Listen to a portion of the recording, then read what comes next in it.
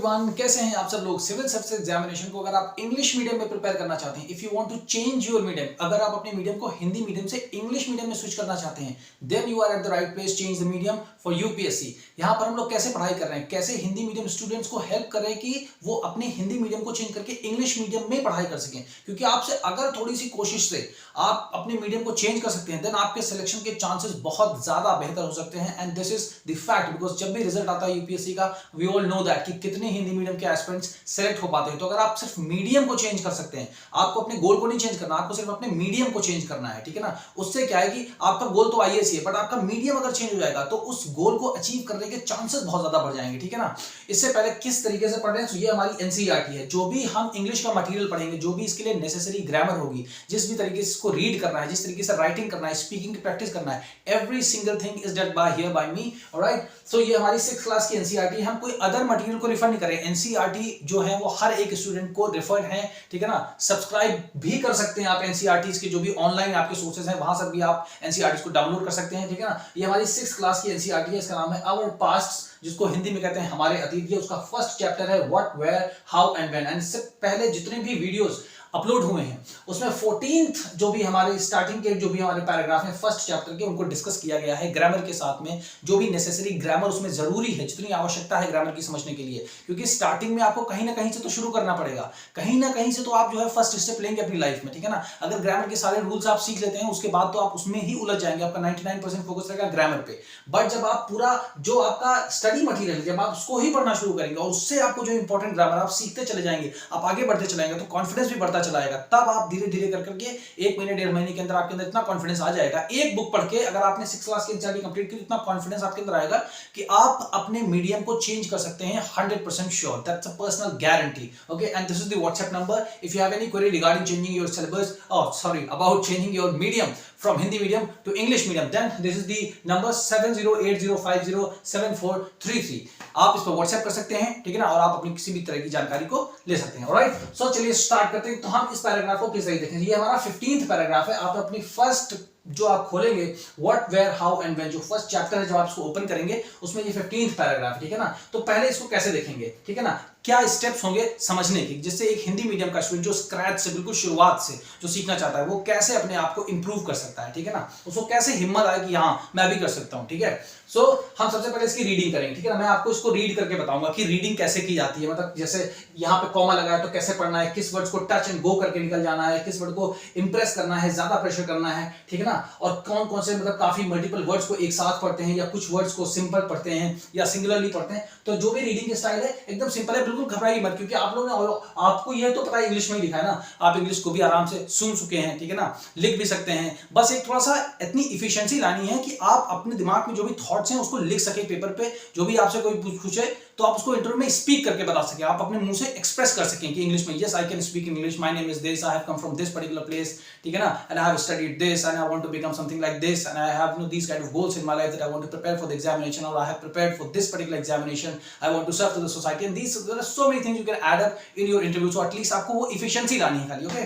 सो मैं पहले इसको रीडिंग करके आपको बताऊंगा। रीडिंग करने के बाद इसकी जो इंपॉर्टेंट वोकैबुलरीज हैं उनको देखेंगे, जो इसके इंपॉर्टेंट वर्ड्स हैं उसकी जो मीनिंग्स हैं उनको देखेंगे, हम इसके उच्चारण को देखेंगे, प्रोनाउंसिएशन कैसे करते हैं, प्रोनाउंसिएशन है ना, वो देखेंगे। फिर उसके बाद जो इसका नेसेसरी ग्रामर का पार्ट है, मोस्ट इंपॉर्टेंट, जो हमें लगता है बहुत ज्यादा जिससे डर लगता है, वो देखेंगे कि इसमें ग्रामर, ये तो पैराग्राफ बहुत ही सिंपल, इसमें एक जगह ग्रामर को आपको थोड़ा सा देखना पड़ेगा बस, ठीक है ना। फिर उसके बाद हम इसको ट्रांसलेट करेंगे एक बार कि जो हमें इंग्लिश में इसका मतलब समझ में आया है उसको हिंदी में लिख करके देखेंगे। फिर उस हिंदी को इंग्लिश में आपको लिखना पड़ेगा, फिर आपको उसको इस नंबर पर सेंड करना पड़ेगा स्क्रीनशॉट लेकर के, और फिर उसके बाद इसकी स्पीकिंग की भी प्रैक्टिस यहीं पर करेंगे। फिर आपको स्पीक करना पड़ेगा, बोलना पड़ेगा, अपने आप को इधर देखिए उधर देखिए, नर्वस होइए, कैसे भी करिए, थोड़ी बहुत कोशिश करके जो भी आपको समझ में आए इस पर्टिकुलर पैराग्राफ से आपको समझिए, बस यहीं से आपकी इंग्लिश स्पीकिंग की भी प्रैक्टिस होना स्टार्ट हो जाएगी। With every paragraph we are just helping all the students out there who could just start speaking at least, ठीक है ना, कुछ नहीं से तो बेहतर हो जाए, ठीक है ना। और अपने वॉइस नोट्स को भी आपको इसी व्हाट्सएप नंबर पर सेंड करना है। सो चलिए शुरू करते हैं। Alright, historians, that is scholars, historians, that is scholars who study the past, historians, that is the scholars who study the past, often use the word sources, often study the word source, often study the word source to refer to the information, to refer to the information यहां पे are को silent करेंगे, to refer to the information, to refer to the information found from manuscripts, found from manuscripts, inscriptions, inscriptions, inscriptions, inscriptions, and archaeology, and archaeology. Once sources are found,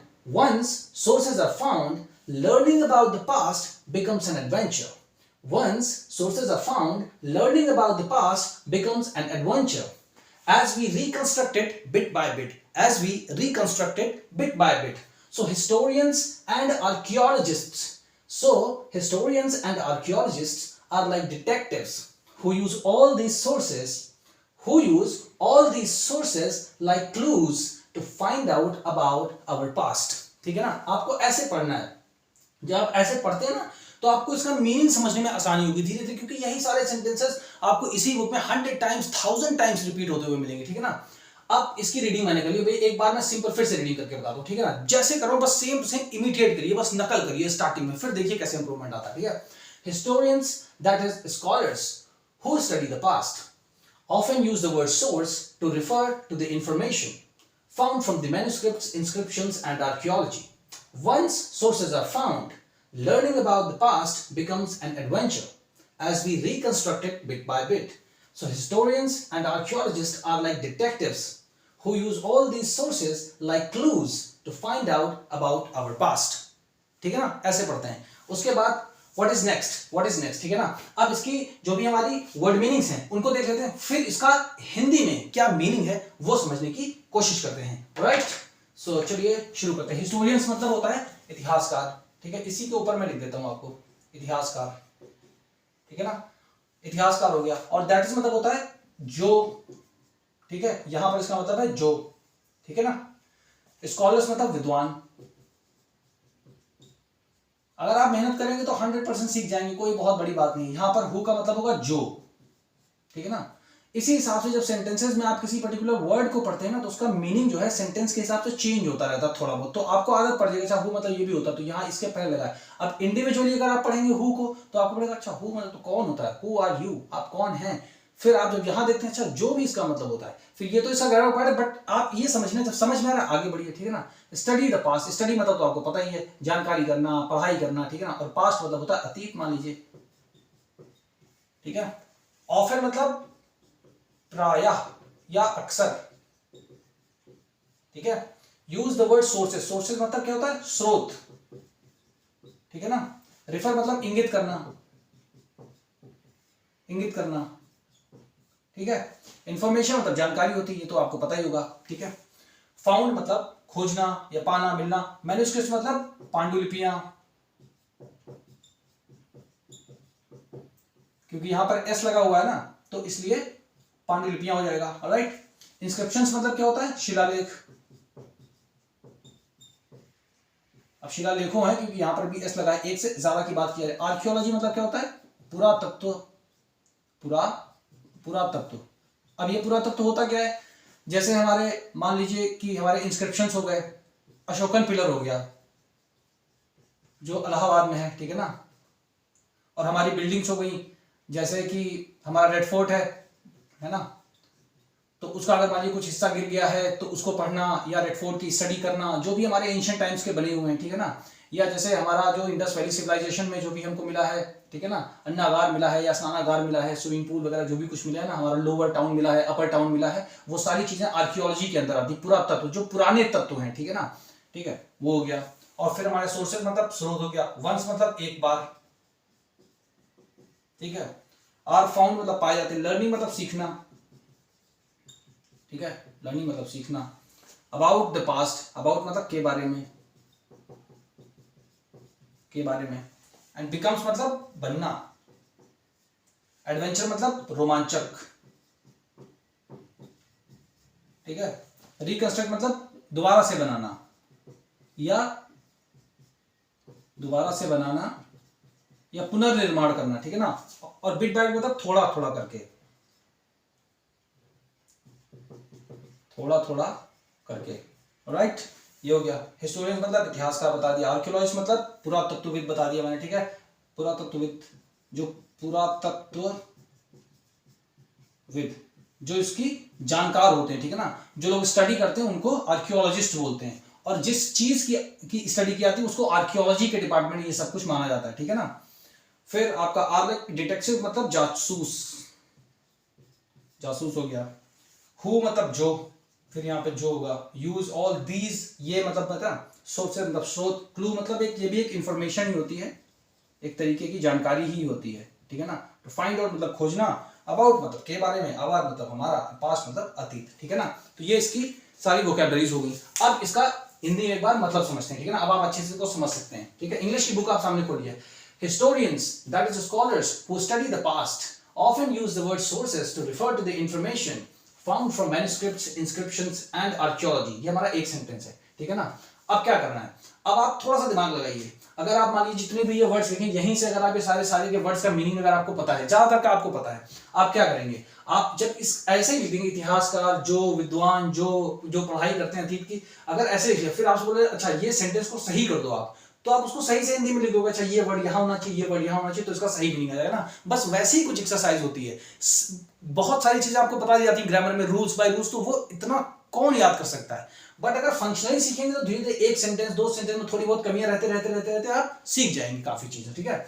तो इतिहासकार जो, ठीक है ना, इतिहासकार जो स्कॉलर्स होते हैं, इतिहासकार मतलब हिस्टोरियंस, दैट इज स्कॉलर्स। यहां पर जो इतिहासकार है उनका मतलब कहा गया है स्कॉलर, मतलब उनको विद्वान कहा गया है, ठीक है ना। हिस्टोरियंस दैट इज स्कॉलर्स, कि इतिहासकार जो विद्वान है, ठीक है ना, इतिहासकार जो विद्वान है। हु स्टडी द पास्ट, जो अतीत के बारे में जानकारी करते हैं, है ना। इतिहासकार वो विद्वान है, इतिहासकार वो विद्वान है जो हमारे अतीत के बारे में पढ़ाई करते हैं, जानते हैं, ठीक है ना।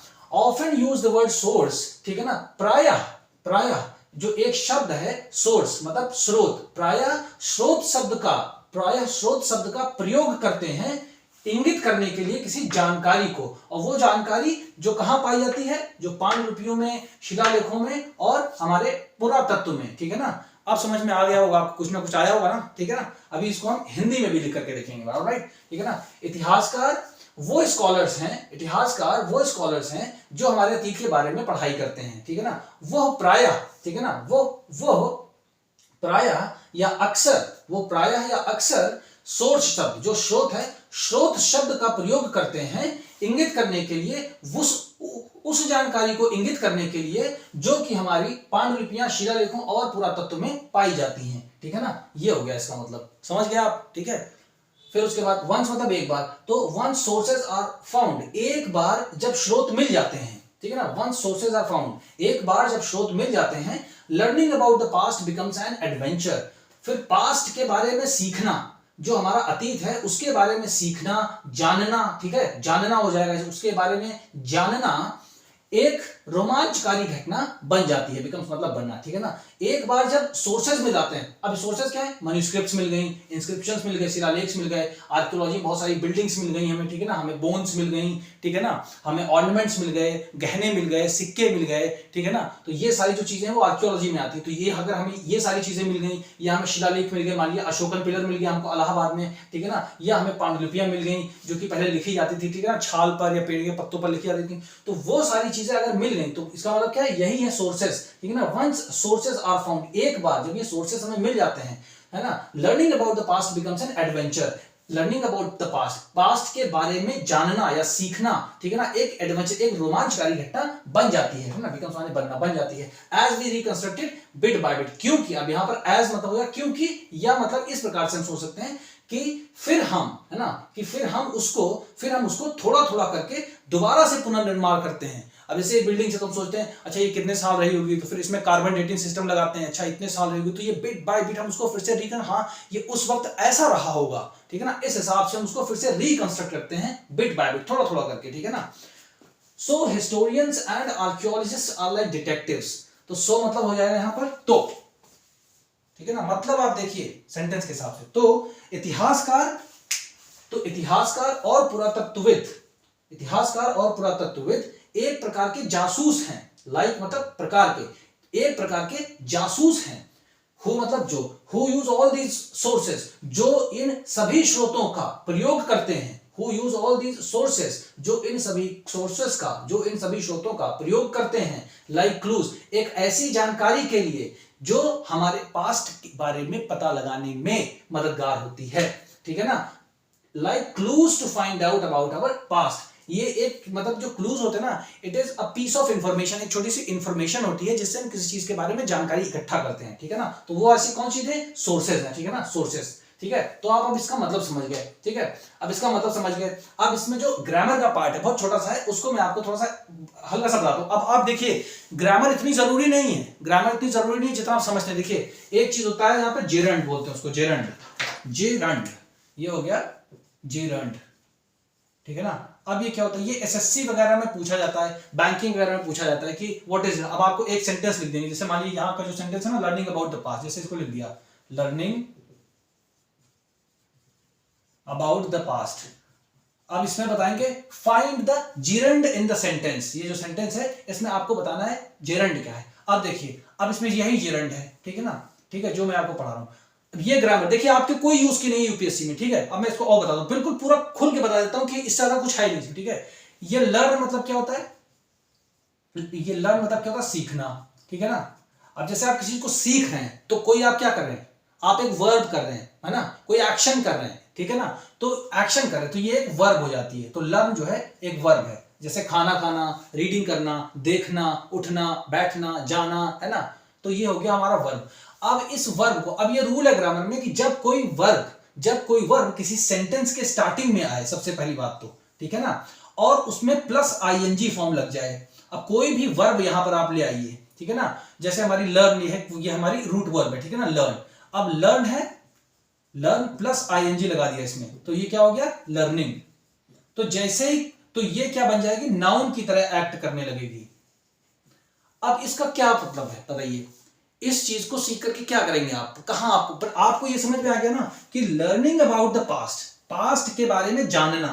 अब ये जहां भी आपको ऐसा एकदम आए कि लर्निंग अबाउट, जो भी सेंटेंस आपका स्टार्ट हो किसी वर्ब हो और उसमें आईएनजी फॉर्म लगी हो, बस आप समझ लो कि ये जेरंड है, ठीक है ना। अब इस जेरंड को अगर आप नहीं भी जानते हैं और आप इसका मीनिंग जानते हैं तो कितना आसान है आपके लिए समझना, क्या दिक्कत है। इसीलिए इतना बड़ा मत सोचिए, आप खुद करके देखिए तब आपको पता चलेगा। ज्यादातर क्या होता है, लोग इन्फ्लुएंस हो जाते हैं बातों से दूसरों की, उनको लगता है अच्छा ये ग्रामर होगी, वो ग्रामर होगी। अब इस ग्रामर को पढ़ के क्या करोगे, कुछ नहीं कर सकते, क्या इसका यूज ही नहीं है यहाँ पर कोई, ठीक है ना। फिर से एक बात बताता हूँ, लर्निंग क्या है, जो लर्न है ये हमारा एक वर्ड है, सपोज करिए, ठीक है, आपने मान लीजिए कहीं सीखा लर्न, लर्न मतलब सीखना, तो ये है वर्ब, ठीक है ना, सीखना, क्योंकि कोई आप हल्की फुल्की वर्ब कर रहे हो, क्रिया कर रहे हो, कोई है ना, कोई काम करो तभी तो सीख रहे हो। जैसे मैथमेटिक्स लगा रहे हो तो आप हाथ से पकड़, तो ये आप वर्ब करो, एक्शन करो, लिख रहे हो, है ना, तो ये हो गई वर्ब। तो लर्न मतलब सीखना हो गया, ठीक है, आपने याद कर लिया। अब यही वर्ब अगर किसी भी सेंटेंस के स्टार्टिंग में आ जाए, लर्न लिख दिया, ठीक है। अब अगर लर्न से स्टार्ट करेंगे ना कि learn about the past, about the past, तो इसका मतलब यह हो जाएगा कि पास्ट के बारे में सीखो, मतलब मैं आपको इंस्ट्रक्शन दे रहा हूं, इस उसमें सेंस में यूज होगा learn about the past. But अगर इसी जगह पर आईएनजी फॉर्म लगा देंगे इसमें तो यह हो जाएगा लर्निंग अबाउट द पास्ट, मतलब पास्ट के बारे में जानना, एक सेंस बदल जाता है बस, ठीक है ना, पास्ट के बारे में जानना, फिर इसका मतलब हो जाएगा जैसे यहां पर है learning about the past, past के बारे में जानना, ठीक है ना। तो ये हमारा हो गया जेरंड, ठीक है ना। अब इसको मतलब, और ये हमारा होता है एक तरीके जो हमारा पास्ट पार्टिसिपल होता है, ठीक है ना, तो वो तो मतलब जो है हमारे जो होते हैं पार्टिसिपल, जो होते हैं पार्टिसिपल 3 टाइप्स के होते हैं। एक होता है प्रेजेंट पार्टिसिपल, ठीक है ना, प्रेजेंट पार्टिसिपल, एक पास्ट पार्टिसिपल, ठीक है ना, एक पास्ट और एक होता है परफेक्ट पार्टिसिपल, ठीक है ना। अब इन दो को अभी यहां देखेंगे। ये जो प्रेजेंट पार्टिसिपल है ना, ये जो पार्टिसिपल हमारा टॉपिक होता है, इसमें जो ये हमारा प्रेजेंट जो हमारा पार्टिसिपल है वो हमारा लर्निंग ही है, ठीक है ना, वो लर्निंग ही है। अब वहां पर अगर लर्निंग का होगा तो इसे लर्निंग या वॉकिंग, किसी भी चीज में वर्ब में आप आईएनजी लगा दिए, तो अब आपको अगर ये नहीं पता है, ये आपको जानने की भी जरूरत नहीं है। अगर आपको ये नहीं पता तो क्या करोगे आप, कुछ नहीं, आपको मीनिंग समझ में आ गया, आप आगे बढ़िए, ठीक है ना। तो ये हो गया हमारा, ठीक है, इसको रफ कर देते हैं। I hope everybody is understanding. ये बहुत सिंपल है, कोई बहुत बड़ी चीज नहीं। जब तक आप खुद नहीं पढ़ते हो तब तक आप बस दूसरों की बातों में जो है लगे रहते हो, और खुद मेहनत करके देखो, विश्वास मत करो किसी की बात पे। 1 महीने मेहनत करके देखो, आप इतनी लंबी तैयारी कर रहे हो, ठीक है ना, छोटी मोटी नहीं कि 1 दिन में आपका 2 दिन में हो गया, ठीक है। अब आइए इसको हिंदी में लिख करके देखते हैं, ठीक है, आप इसको हिंदी में लिख करके एक बार देखते हैं कि क्या है ये, ठीक है। ये ग्रामर हो गया हमारा इसको हिंदी में लिख करके देख लेते हैं एक बार, ठीक है। Historians that is scholars who study the past, ठीक है ना। इतिहासकार ऐसे यहां से लिखते हैं, इतिहासकार जो विद्वान है, ठीक है ना। इतिहासकार दैट इज स्कॉलर, मतलब इतिहासकार मतलब स्कॉलर ही है यहां पर, मतलब जैसे बुक में लिखा ना हिस्टोरियंस, तो आप उसका मतलब स्कॉलर समझो, स्कॉलर मतलब विद्वान, ठीक है ना। तो इतिहासकार, देखिए अब मैं ऐसे लिख रहा हूं जैसे कि कोई बच्चा स्टार्ट करेगा ना फर्स्ट अपने आप से लिखना, और उसको आएगा, फिर वो गलत करेगा, फिर मिटाएगा, फिर लिखेगा, उसी स्टाइल से मैं लिख रहा हूं, मैं बिल्कुल परफेक्ट नहीं लिख रहा हूं, ठीक है ना। अभी आपके सामने जहां गलत होगा फिर मिटाएंगे, फिर सेंस डेवलप करेंगे, अच्छा ऐसे होगा उस हिसाब से, ठीक है ना। So historians that is scholars, historians जो विद्वान है, ठीक है, हिस्टोरियंस जो विद्वान है, who study the past, historians फिर अगर नहीं जो नहीं यार वो होगा यहाँ पे, है ना, वो लगाते हैं। तो जैसे जैसे सेंस आपको समझ में आता जाएगा ना, स्कॉलर्स हिस्टोरियंस वो विद्वान है जो हमारे अतीत के बारे में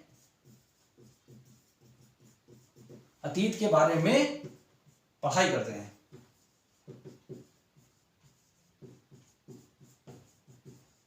ठीक, जो हमारे अतीत के बारे में पढ़ाई करते हैं, वो प्रायः स्रोत शब्द का प्रयोग करते हैं, स्रोत शब्द का प्रयोग करते हैं, ठीक है ना। Sources to refer to the information found from the manuscripts, inscriptions and archaeology, ठीक है ना। अब देखिए वे प्रायः स्रोत शब्द का प्रयोग करते हैं, अब आगे कैसे इसमें जोड़ा जाए, मतलब क्या, है ना, कि स्रोत शब्द का प्रयोग करते हैं क्या चीज के लिए, to refer to the information, करते हैं उस जानकारी को इंगित करने के लिए, है ना, उस जानकारी को इंगित करना मतलब इशारा करना, उस जानकारी को इंगित करने के लिए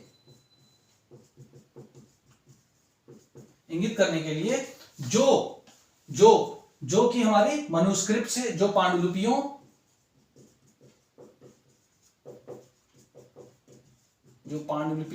फिर कॉमा, शिलालेखों, इंस्क्रिप्शन जो हो गए, तो पांडुलिपियों, शिलालेखों और पुरातत्व से पाई जाती है,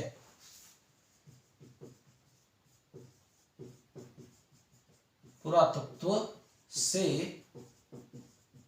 पाई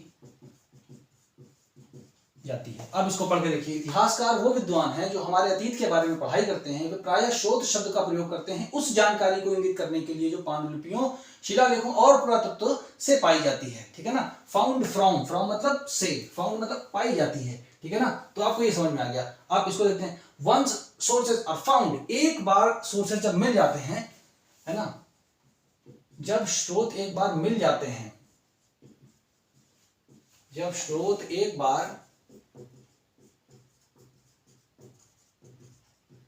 मिल जाते हैं, है ना, learning about the past becomes an adventure, है ना। जेरेंड याद करिए आप, ठीक है ना, ये वर्ब है, आईएनजी फॉर्म लग गया बस, ठीक है ना। तो अब ये नाउन की तरह एक्ट करेगा, अब ये लर्निंग जो है वर्ब नहीं कहा जाएगा, अब इसको नाउन कहा जाएगा, ठीक है ना। अब ये नाउन है, ठीक है। अब ये सब चीजें आपको नहीं पता तो क्या दिक्कत है, कोई दिक्कत नहीं, इसको जानने की जरूरत है क्योंकि उस एग्जाम की ही प्रिपरेशन नहीं कर रहे हो आप, ठीक है ना। Once sources are found, ठीक है ना, learning about the past becomes an adventure, past के बारे में जानना मतलब अतीत के बारे में जानना,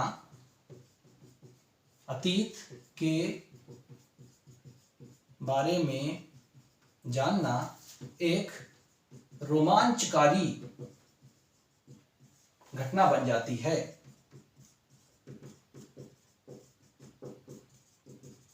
ना। becomes an adventure as we reconstruct it bit by bit, ठीक है ना। अब इसको कैसे यहां पे जोड़ें, as we reconstruct it, है ना। अब सोचिए, थोड़ा सा दिमाग लगाइए, अपनी तरफ से भी लगाइए, क्या करें। अब सोचिए जैसे कि मैं स्टार्ट कर रहा हूं for the first time in my life कि इंग्लिश मीडियम से करना, तो कैसे लिखूंगा, क्या सोचूंगा मैं, फिर इसको पढ़ूंगा। अतीत के बारे में जानना एक रोमांचकारी घटना बन जाती है क्योंकि, अच्छा अब एज मतलब यहाँ पे क्योंकि लगाएंगे तो सेंस हमारा सही आएगा, क्योंकि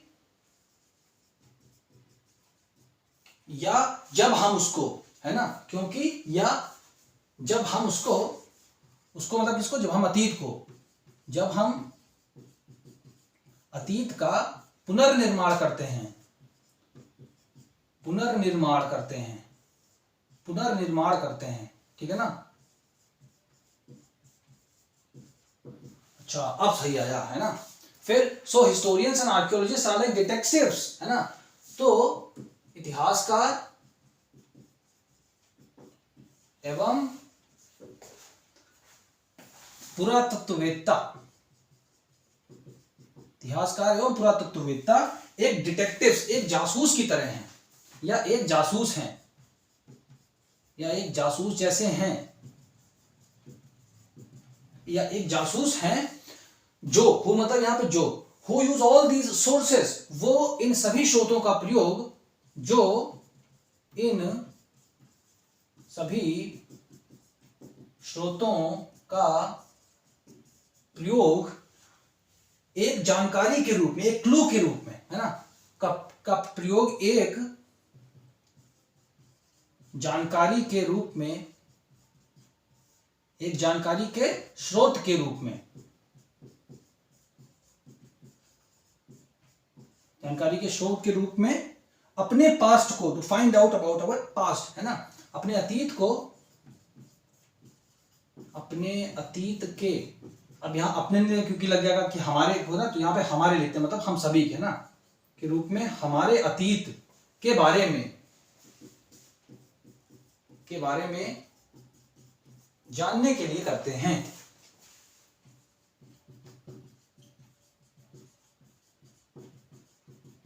ठीक है, ये हो गया इसका हिंदी में ट्रांसलेशन।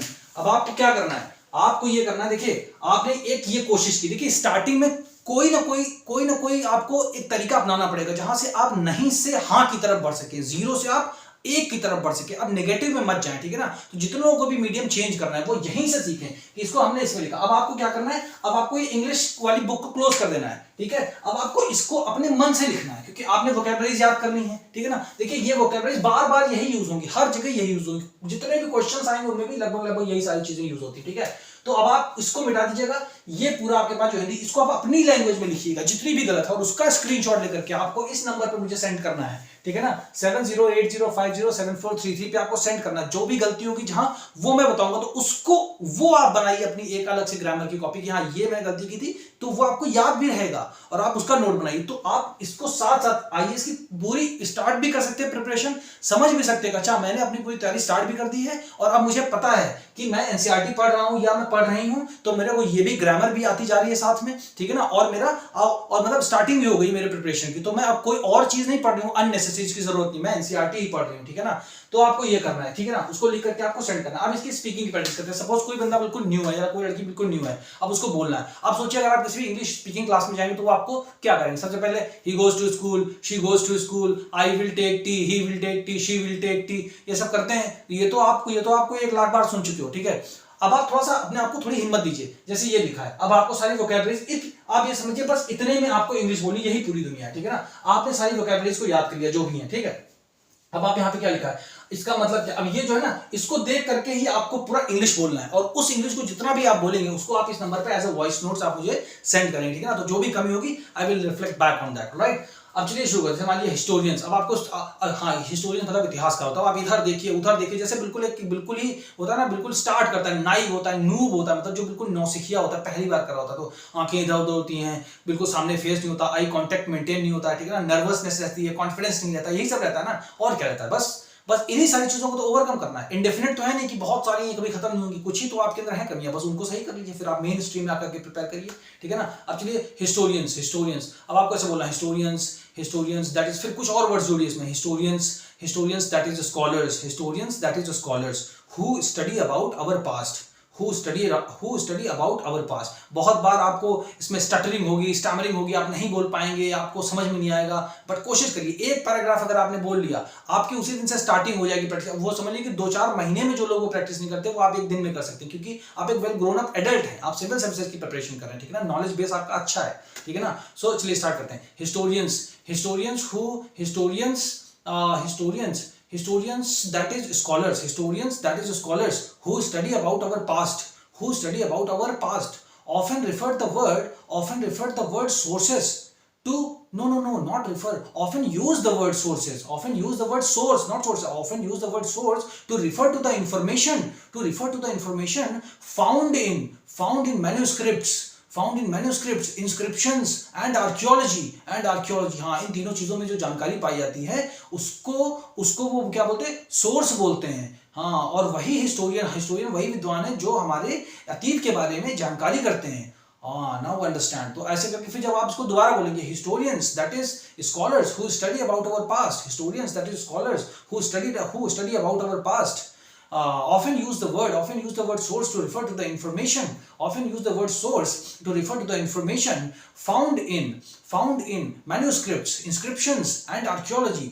वाओ, तो लगेगा अरे हाँ आ गया, दूसरी बार में तो थोड़ा ज्यादा अच्छा आ गया. फिर उसके बाद यहाँ से फिर शुरू करिए.